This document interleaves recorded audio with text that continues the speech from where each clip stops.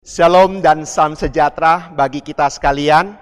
Bapak, rasa kita semua dalam keadaan baik-baik ya, sehingga boleh mengikuti kelas pembinaan pada pagi hari ini. Dan juga Bapak mengharapkan semua kita juga khususnya keluarga kita dalam keadaan baik.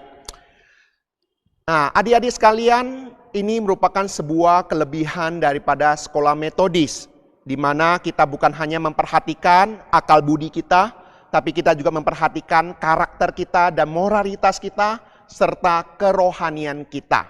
Dengan kata lain, ketika kita sekolah di metodis, kita boleh memperhatikan secara utuh di dalam kehidupan kita.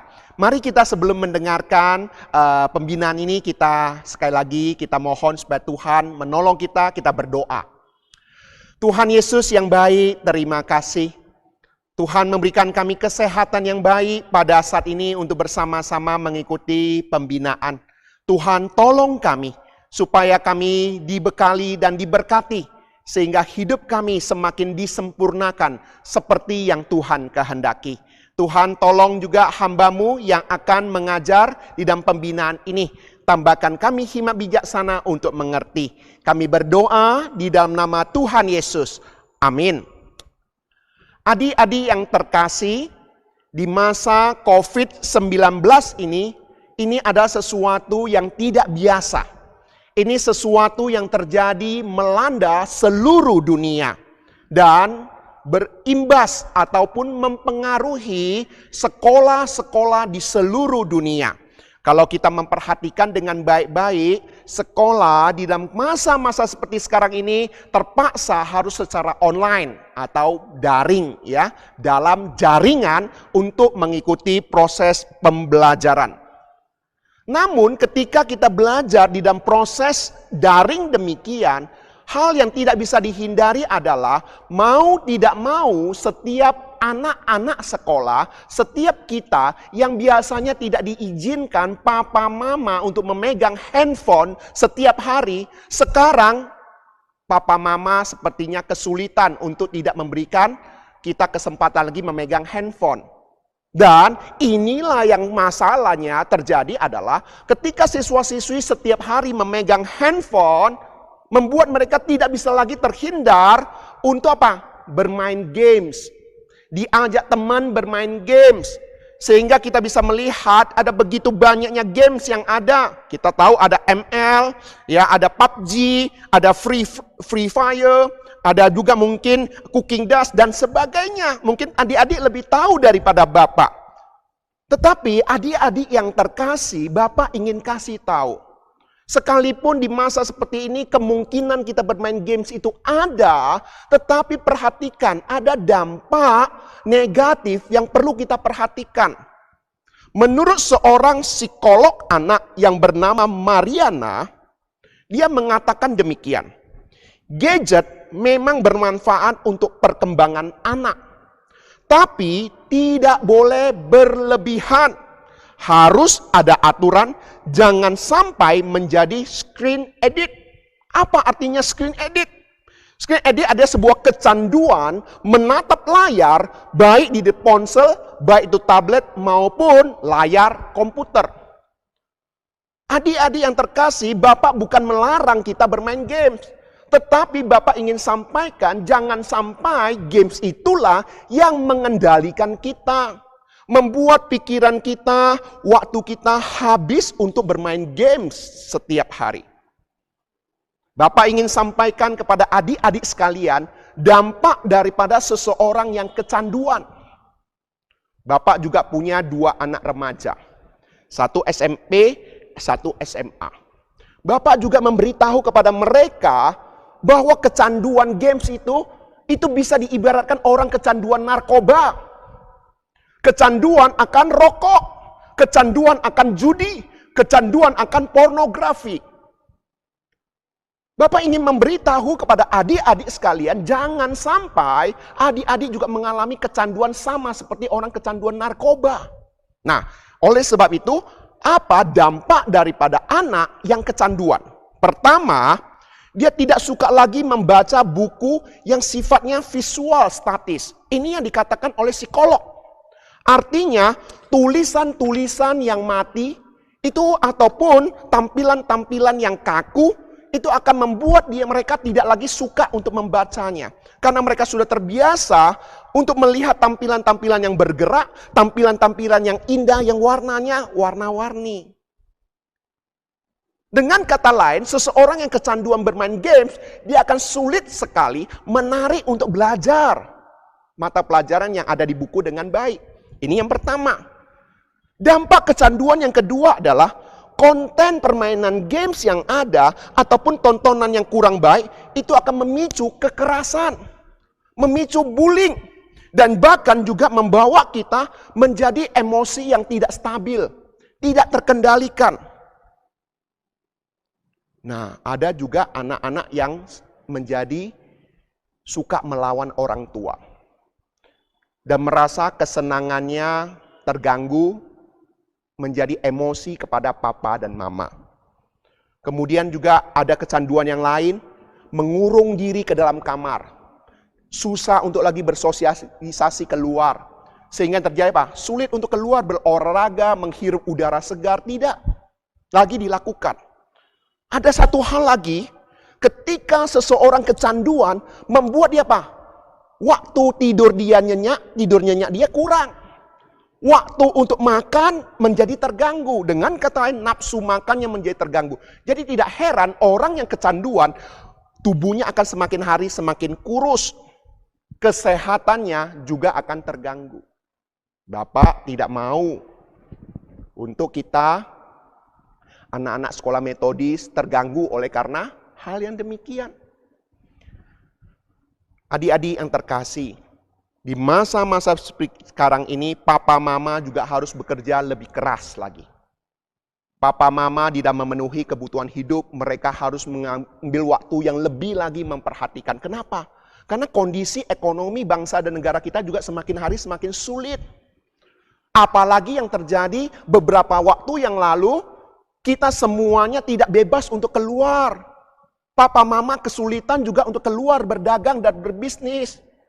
Masa-masa new normal, masa-masa seperti sekarang ini, sepertinya ini masa kesempatan yang harus dipergunakan papa mama. Tetapi coba kita bayangkan, ketika papa mama memperhatikan untuk bagaimana mencari uang lebih baik, memenuhi kebutuhan hidup kita, kebutuhan kita, studi kita dan sebagainya, tiba-tiba mengetahui kondisi kita kecanduan. Coba bagaimana perasaan papa mama di dalam menghadapi demikian.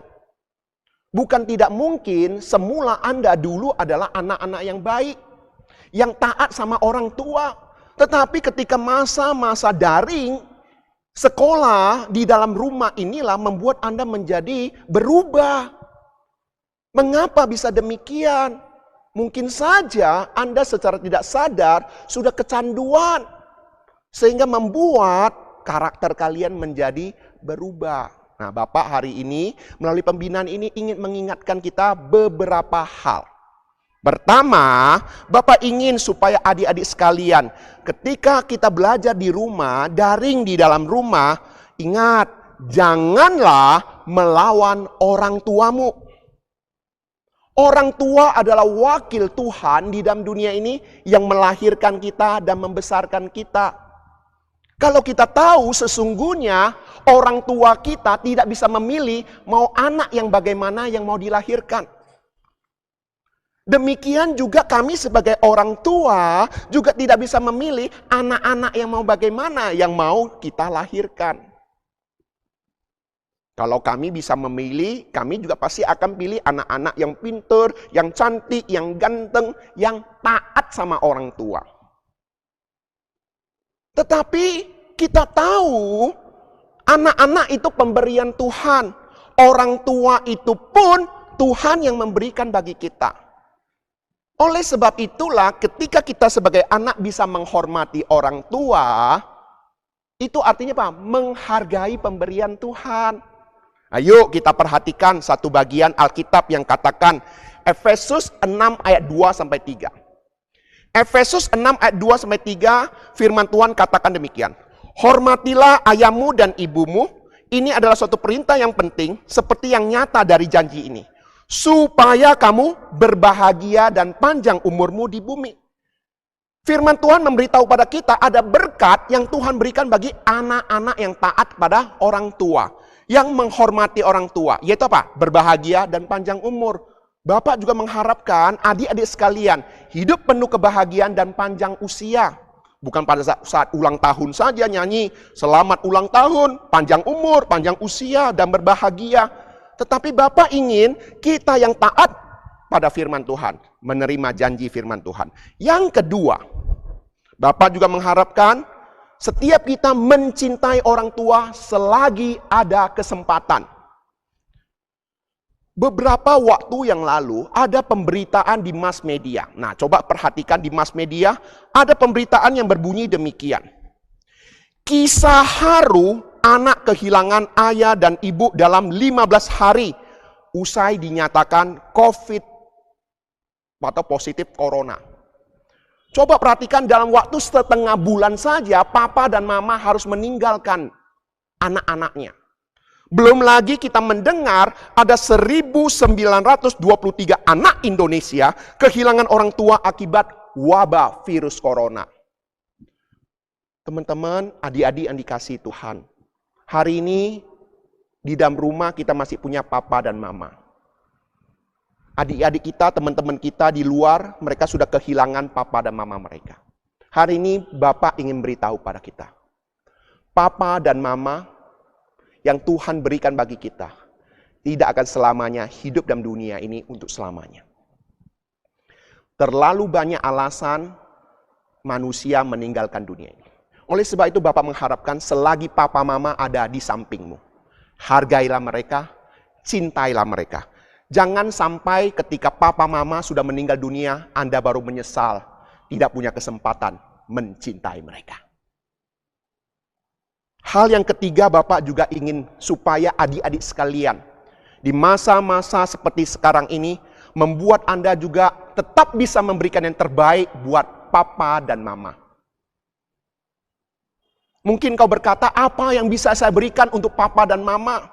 Mungkin kau berkata, tunggu nanti saya besar, saya akan menjadi pengusaha, saya akan memberikan sesuatu yang maunya papa apa saya akan berikan pada papa. Mama maunya apa saya akan berikan yang terbaik pada mama. Adik-adik yang sekalian, jangan tunggu nanti baru Anda memberikan yang terbaik buat papa dan mama. Bapak ingin memberitahu, sekarang ini juga Anda bisa memberikan yang terbaik buat papa dan mama. Yaitu bagaimana? Belajar sungguh-sungguh. Papa mama tidak mengharapkan uangmu. Papa mama tidak mengharapkan kekayaanmu. Papa mama mengharapkan apa? Pelajaran di sekolahmu baik-baik. Hal yang keempat, melalui pembinaan ini Bapak ingin memberitahu pada kita. Hal yang keempat, berdoalah untuk kesehatan dan pekerjaan papa mamamu.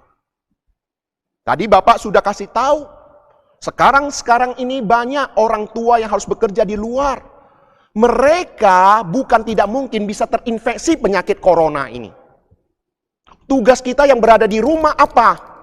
Bukan tidak melakukan apa-apa. Doakan papa mama yang bekerja di luar, memenuhi kebutuhan hidup. Ingat, hari ini kita bisa ada sepiring nasi untuk dimakan. Itu karena Tuhan memberikan papa mama kesehatan yang baik.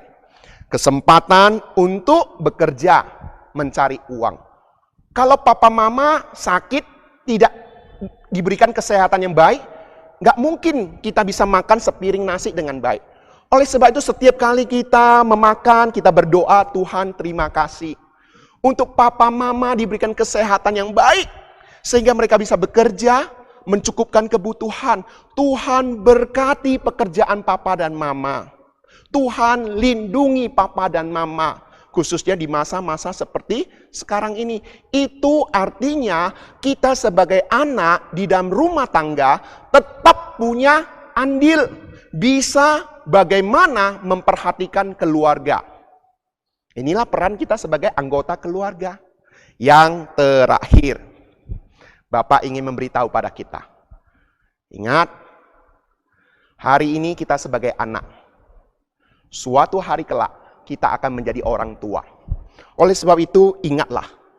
Hari ini ketika kita menjadi anak, kita bisa bagaimana menghormati orang tua kita. suatu hari kelak, ketika kita jadi orang tua, saya yakin dan kita semua pasti mau jadi berumah tangga kan? Ketika kita punya anak, kita juga rindu anak-anak kita juga menghormati kita sebagai orang tuanya. Alkitab mengajarkan hukum tabur tuai. Apa yang kamu tabur, itulah yang akan kamu tuai. Dengan kata lain, hari ini ketika Anda bisa menghormati papa mamamu, suatu hari kelak anak-anakmu pun bisa belajar menghormati engkau. Anak-anakmu bisa belajar daripada engkau dalam menghormati papa mama. Oleh sebab itu, di masa-masa seperti sekarang ini, Bapak mengharapkan melalui pembinaan ini Anda semakin menghormati orang tua, semakin mencintai orang tua. Kalaupun ada di antara kalian yang selama ini punya masalah dengan orang tua, cari papa mamamu dan katakan, "Papa mama, ampuni saya, maafkan saya akan berubah. Setelah saya mengikuti pembinaan ini, saya tahu papa mama ada pemberian daripada Tuhan. Saya harus menghormati, saya harus menghargai pemberian daripada Tuhan."